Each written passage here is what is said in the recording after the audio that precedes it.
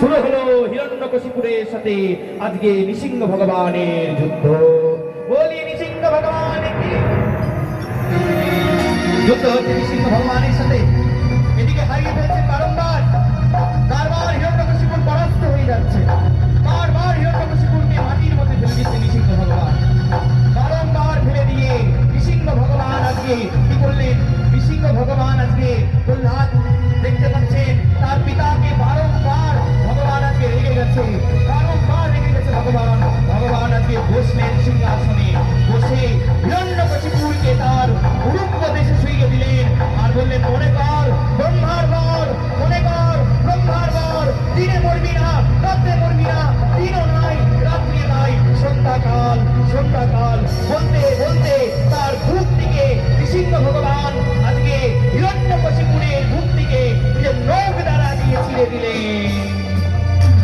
বলি নৃসিংহ ভগবান কি, বলিয়ে বিঘ্ন বিনাশক নৃসিংহ ভগবান কি, বলিয়ে বিঘ্ন বিনাশক নৃসিংহ ভগবান কি। ভগবান এবার রেগে গেছেন, এমন রেগে গেছেন ভগবান, ভক্তের অত্যাচারের জন্য ভগবানকে স্থির রাখতে যাচ্ছে না। ভগবান বারংবার উঠে যাচ্ছে, বারংবার উঠে যাচ্ছে। ভক্তের অত্যাচার, ভক্তের অত্যাচার। ভগবান বলছেন, আমাকে কেউ যদি কিছু বলে আমি মেনে নিতে পারি, কিন্তু আমার ভক্তকে বললে আমি মানতে পারি না, পারি না।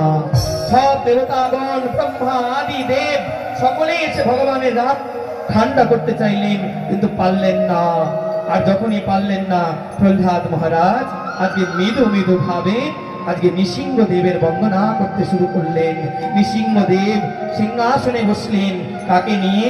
লক্ষ্মী ঠাকুরানীকে নিয়ে। আর বসে আজকে প্রহ্লাদ মহারাজ সুন্দর করে বন্দনা করছেন নৃসিংহ ভগবানের।